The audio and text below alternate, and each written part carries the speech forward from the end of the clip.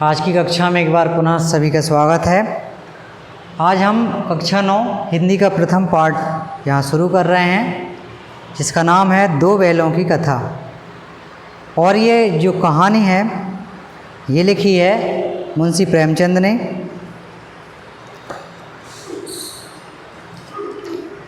कहा जाता है कि जानवरों में सबसे ज़्यादा बुद्धिमान समझा जाने वाला कोई प्राणी है तो वह है गधा। ऐसा क्यों कह रहे हैं? क्योंकि वह वास्तव में बहुत ही सीधा और सरल होता है। और यदि सहनशीलता की बात की जाए तो गधे से ज़्यादा कोई भी प्राणी सहनशील नहीं माना जाता। गायें सींगें मारती हैं, आपने देखा होगा। कुत्ते को भी क्रोध आ जाता है, वह भी कभी कभी काट लेता है। लेकिन निरीह गधे को कभी भी क्रोध नहीं आता और वह चुपचाप अपने काम को करता रहता है।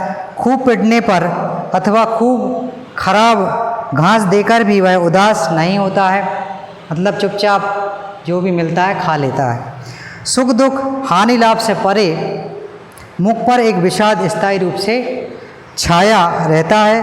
वास्तव में ऋषि मुनियों के जो श्रेष्ठ गुण हैं वह सब गधे में सम्मिलित हैं। कहा जाए तो आदमी का उसे बेवकूफ़ कहना सचमुच सद्गुणों का अनादर करना है। गधे का छोटा भाई बैल भी बेवकूफ़ों की श्रेणी में आता है, किंतु बैल कभी कभी मार देता है, अड़ियल होकर अपना असंतोष प्रकट कर देता है। झूरी काछी के दो बैल, जिनका नाम था हीरा और मोती, में बहुत ही भाईचारा था। दोनों में बड़ी ही आत्मीय संबंध था। संयोग से दोनों ने झूरी ने क्या किया, दोनों को संयोग बस अपनी ससुराल भेज दिया और दोनों को अच्छा ना लगा। दोनों ने वहाँ पहुंचकर मूक भाषा में सलाह की और गांव में सोता पड़ गए। सोता पड़ते ही दोनों ने पगे तोड़कर घर लौट आए, मतलब रस्सी तोड़कर वहाँ से भाग आते हैं। वहाँ सभी ने उनका स्वागत किया, किंतु झूरी की पत्नी ने उन्हें देखकर मन ही मन जल उठी। फलस्वरूप उनका दाना पानी भूसा जो भी था वह बंद कर दिया। सूखा भूसा मिला। दूसरे दिन झूरी का साला गया, फिर से आ गया और बैलों को गाड़ी में जोतकर फिर से ले जाता है। वहाँ उन्हें मोटी रस्सी में बांधा गया और कल की शरारत जो की थी बैलों ने उसका दंड दिया गया। खाने में सूखा भूसा डाला गया। अपमान से भरे हीरा मोती ने हल जोतने पर भी पाँव न उठाने की जैसे कसम खा ली हो। मार पड़ने पर भी गुस्साए मोती ने रस्सी जुआ जोत सब तोड़ दी, मतलब वह पैर नहीं उठा रहे थे क्योंकि उनकी इच्छा नहीं थी। वे भाग खड़े हुए, दोनों बड़े नाराज थे। पीछे दो लठैतों के साथ आ गया। जो गया था वह लठैतों के साथ आ जाता है और उन्हें घर ले आता है। खाने को वही सूखा भूसा फिर देता है। उस घर की एक छोटी सी लड़की थी, वह दोनों को एक एक रोटी खिलाती थी प्रतिदिन, जिससे उन्हें मानसिक सांत्वना मिल जाती थी, मानसिक शांति मिल जाती थी। अब मोटी रस्सी में बंधे हीरा मोती को भागने की चिंता हुई। मोटी रस्सी की चबाकर तोड़ने की सोची, किंतु वह मुंह में ना आई।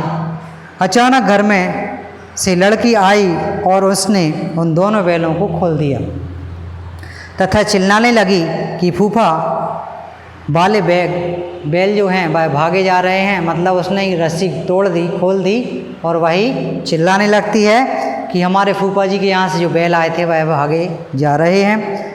गया तथा गांव के लोग संभल कर उनके पीछे भागते, तब तक उन्हें मौका मिल गया और तेज गति से दौड़कर दूर निकल गए।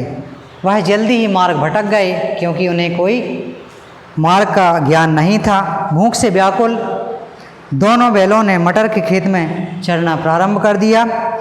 पेट भरकर आज़ादी का आनंद ले रहे थे।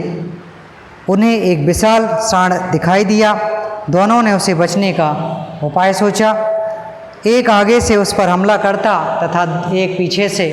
इस प्रकार दोनों ने उसे खदेड़ दिया। इस हमले में सांड घायल होकर भाग खड़ा हुआ।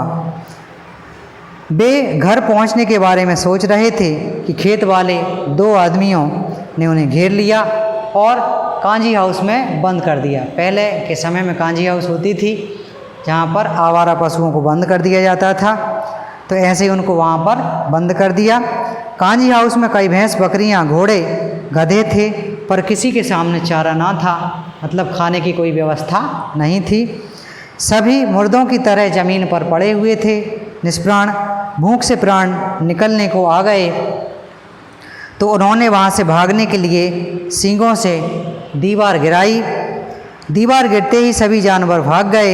हीरा को मोटी रस्सी में बांध दिया गया था, इसलिए मोती उसे छुड़ाने का प्रयास करता रहा और भोर हो गई, अर्थात सुबह हो जाती है। पकड़े जाने पर उनकी खूब मरम्मत की जाती है। 1 सप्ताह बाद फिर नीलामी होती है और दोनों बैलों को एक कसाई ने खरीद लिया।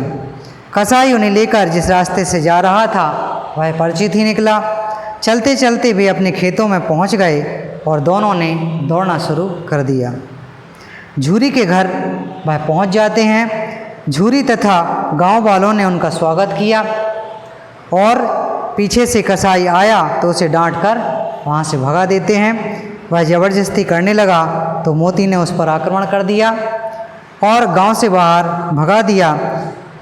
उसी समय मालकिन आई और दोनों के माथे चूम लिए। इस तरीके से इस कहानी का अंत होता है।